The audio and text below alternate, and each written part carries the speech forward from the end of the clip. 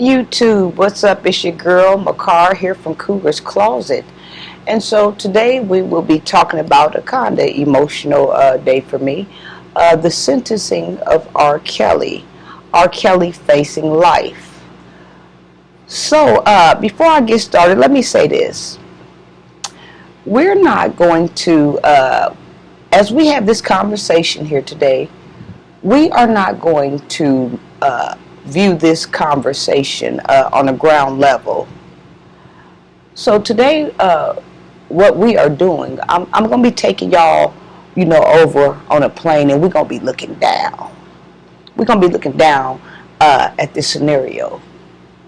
And the reason why I want to run it like this today is because, y'all, if we on ground level looking at this scenario, then we're going to feel how they feeling. We're going to do what they doing. And so we're going to capture this thing from a whole different angle here today at Cougar's Closet. Now, before I get started, let me say this. I am a R. Kelly fan. I am. And I know that there's going to be mixed bags coming on here. Different people are going to be saying what they want to say. I'm prepared for this. This is kind of the ground that you breed when you talk about R. Kelly. This is what comes with the territory of talking about R. Kelly. It just is what it is, right? So, all my passengers, put your phones on airplane mode. Fasten your seat belts. We're headed for takeoff. Now, as we go down and look in, let's start with this here. Money has, and money will always be the root of all evil. And money can do some evil things for you. Money can somewhat be witchcraft if money gets in the wrong hands, or if you don't know how to use money properly. And so let me show you some of the things that evil money does. What evil money can do for you and how evil money works. See, evil money buys you things like this and puts you in scenarios like this. Let's say, for instance, you are married to your childhood sweetheart, and y'all have kids, and life is progressing along, and everybody's happy. And just so happens one day you get your shot at success, and you become an icon. Well, all of a sudden you start, these different type of doors start opening to you, right? And you start to get a lot of availability, if you will. Things become available to you. People of all different ethnicities and cultures, all kind of things that you could buy with money, things that you shouldn't have. So let's go back to this scenario. You marry your childhood sweetheart, and y'all have kids, and y'all living a regular life, and you get a shot at becoming an icon. And now all these doors start to open for you, and now everything in the world is available to you, and nothing is off limits. So as you're journeying and meeting all these different people, and things are becoming available to you that never have been, and certain type of people start throwing themselves at you, and all these things start going on, you start thinking to yourself, I don't want my wife anymore. I don't want my kids anymore. The wife and the kids that are like you.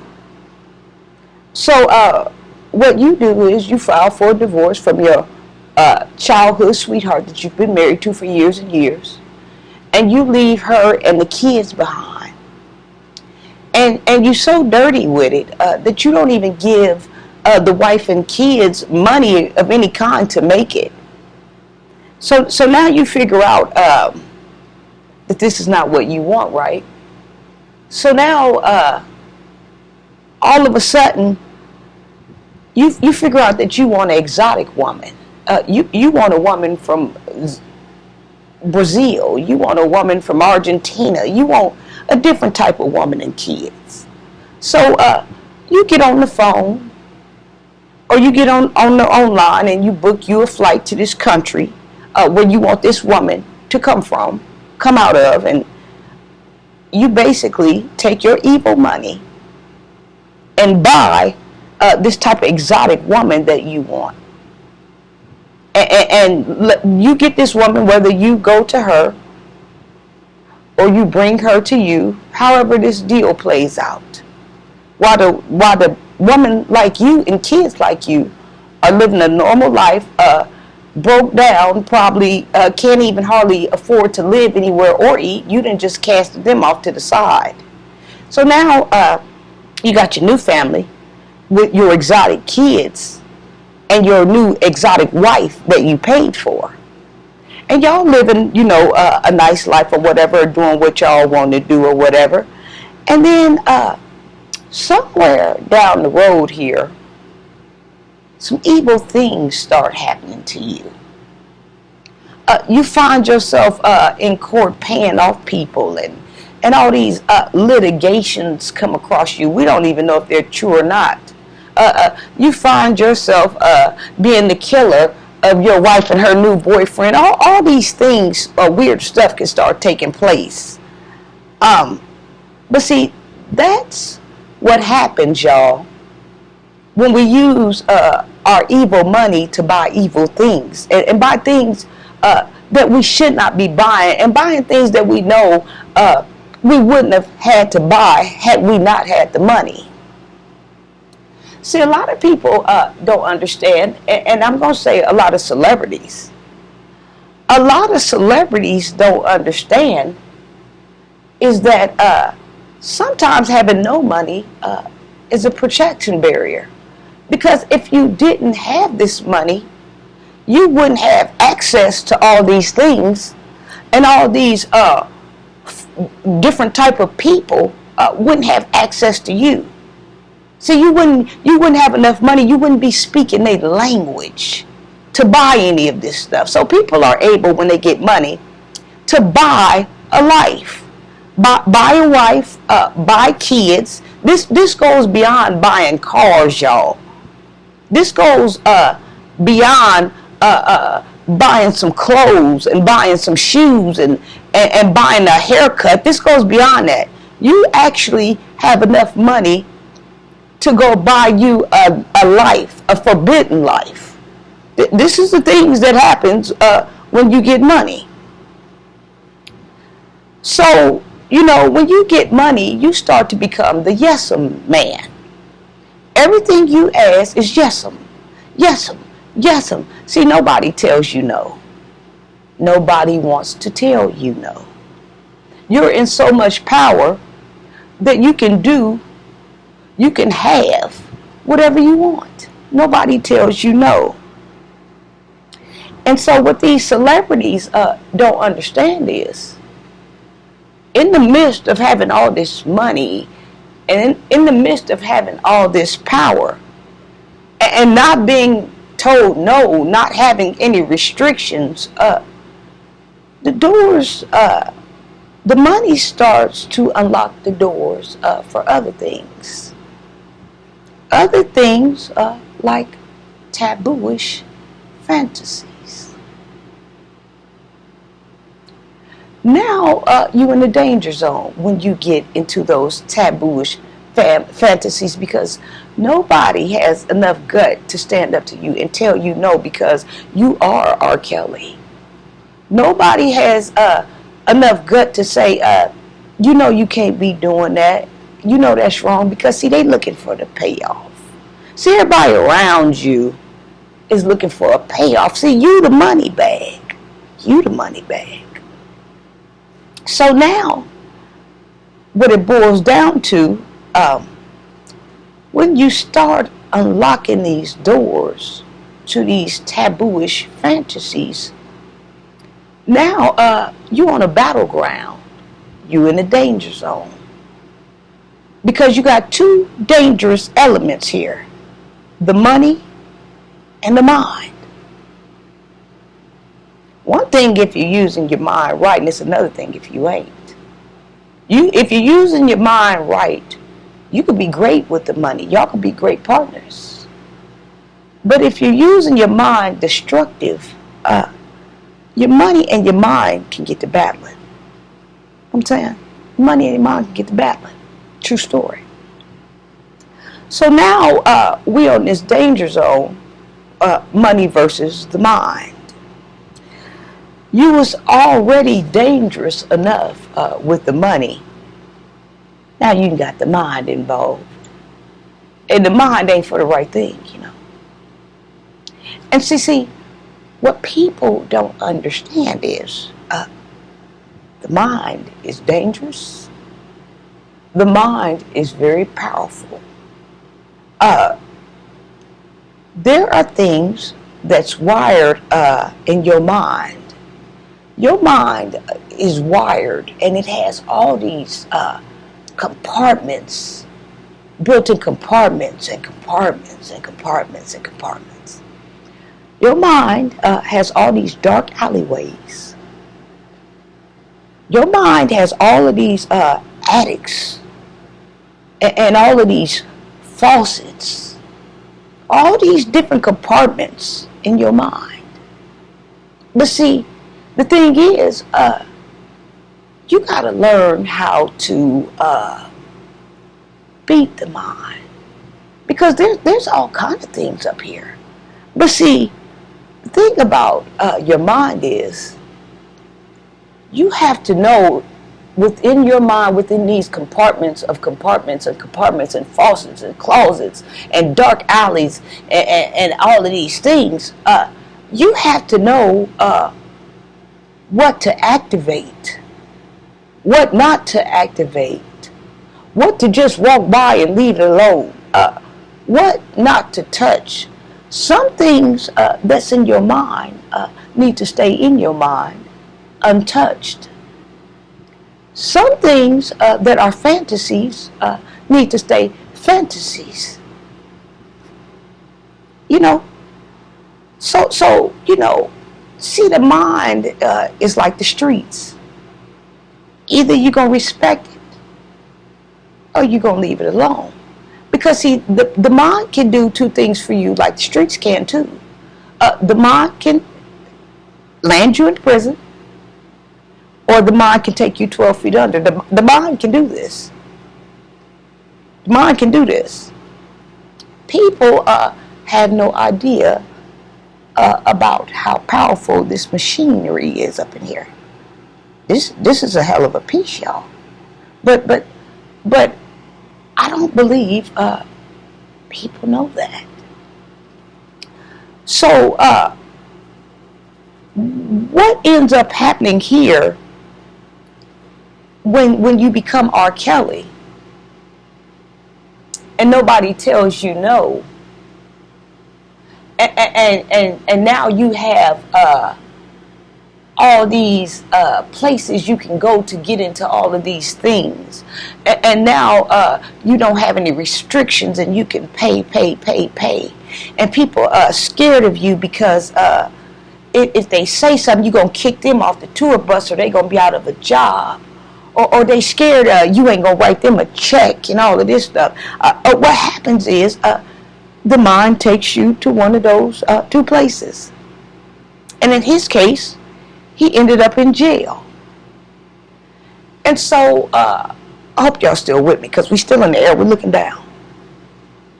And so, now he's sitting here in jail, right? And so, when you get to jail, right, all kind of dark things start happening. Like this here. You end up with a shade tree trial. And I'm not calling the trial shade tree because of anything that he supposedly done wrong. If he was wrong, he was wrong. I'm not calling the trial a shade tree trial because of any of his wrongs doing. If he wrong, he wrong. It's a shade tree trial because there are a lot of silhouettes and shadows swiggling out the back door.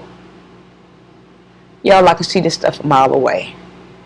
This was a shade tree trial here. And so with these shade tree people, these silhouettes and these shadows that's swiggling out the door, we ain't going to call them to the witness stand.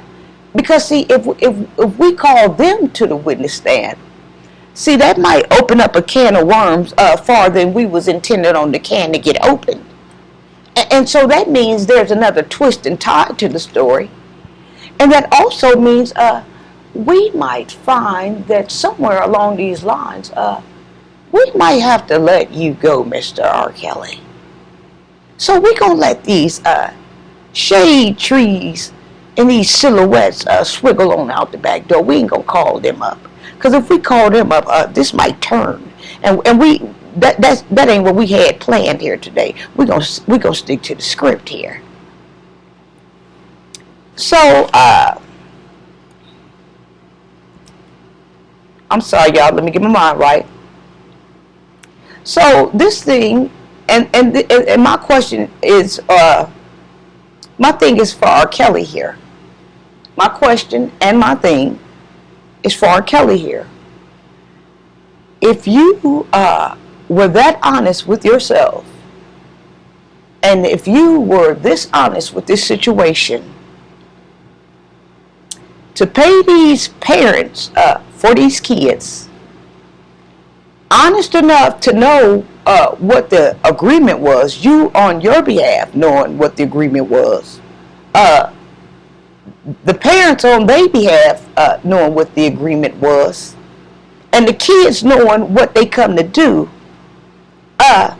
if you were honest enough to record yourself with these kids, knowing that this was evidence that could come up across you, up against you, and this has happened before, and you got away scot-free with it. But then you turn around and record yourself again, and you keep on piling up the evidence. You keep on piling up the evidence. As bad as I love R. Kelly, and I wished I could figure out some type of way to get him out this mess and wiggle and wiggle, I can't, because the man has recorded himself at the scene, at the time, at the crime. So as honest enough as you have been to get with these parents and know what was going down the exchange, right? As honest enough as you were to hit the play button and pile up the evidence, honest enough to record yourself having 12 play action, bump and grind action, step in my room action, honey love action, you remind me of something action, whatever type of action you was recording, you should have been honest enough to have your assistant going down to the corner store, going down to the office supplies, office depot, where they had a receipt book, come back, write out a receipt for these folks. The receipt should have said to the Calhouns, or whoever these people were, to the Calhouns, from Robert R. Kelly, 6 installments of $1,200 for the next 6 months, for 12 months worth of 12 play, or whatever the deal was going to be. And it should have been in the for selling your underage daughter to me for relations. If you was that honest to take step 1 and 2, you should have been honest to take 3 to cover yourself. I would have handed them folks their copy. I would have still had my hard copy, and I would have still had my carbon copies. I bet you the Calhouns would have wrapped them kids up and got in that car and got the hell on. You would have been standing there talking to your damn self, and smoke would have been in your face, because them folks would have been gone had you had something to place them at the scene of the crime at the time it was going down. You wouldn't have been talking to nobody. Them folks would have got the hell up out of there. Them and they kids. Because see, now that would have been a game changer. Because see, now we got receipts. We got receipts. Yeah, true enough, what I'm doing ain't right.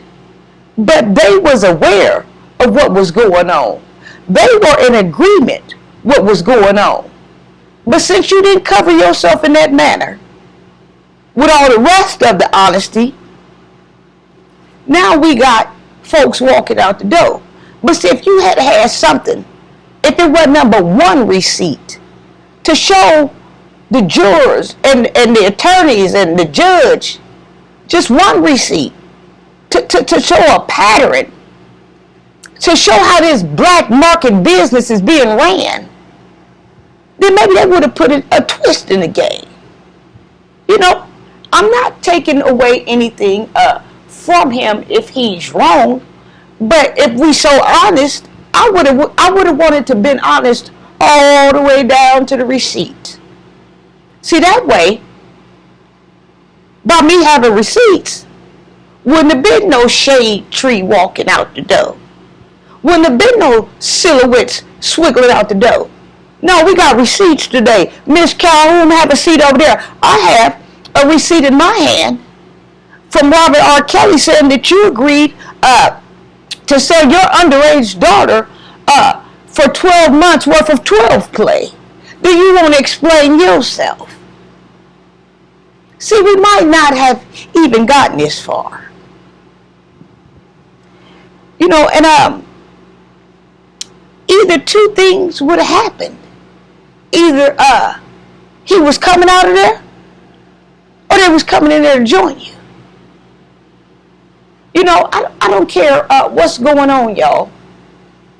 You have to protect yourself the best way you can. The business was so dirty and shade treed that the parents that were involved that knew about this, they had physical evidence over him, but he ain't got none over them. Just, you know you did this and you know you did that. But see, you had Johnny Hancock out there.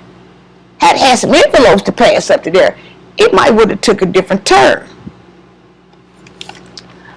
So, like I said, I'm already expecting this to be, as folks say, a shit show. I'm already expecting that. But I just wanted to show y'all, I didn't want to go into the heart of the matter, because the truth is, we won't never know what happened. The truth is, we'll never get down to the bottom of it. The truth is, people gonna always hold their opinions dear to their heart, how they feel. Some people gonna be mad about it, think they setting him up, they blackballing him. Some people gonna be mad the parents ain't on the witness stand, how they get away like I am. Because I tell you what, when I was a kid growing up, my parents had a code. And that code was, I don't care what you in the middle of, what you doing, if y'all out there playing hide and go get it.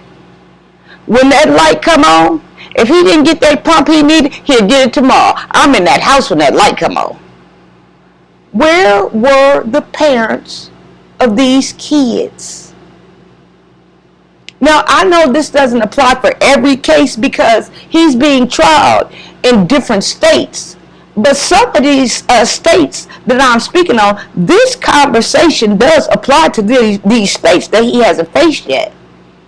Where were the parents if their kids was missing? Why they didn't cut on the street light? Some of them reported them. Maybe some of them really did know. I don't know. Maybe some of them probably didn't. But the kids was willing to go until they found out how they was going to be getting treated, maybe, and then they called and said they couldn't get loose. But then some of the parents was right there at the table having dinner, speaking about how this was going to get done, how much he was going to be receiving, and how long he was going to be keeping little smoochie woochie and all of this mess.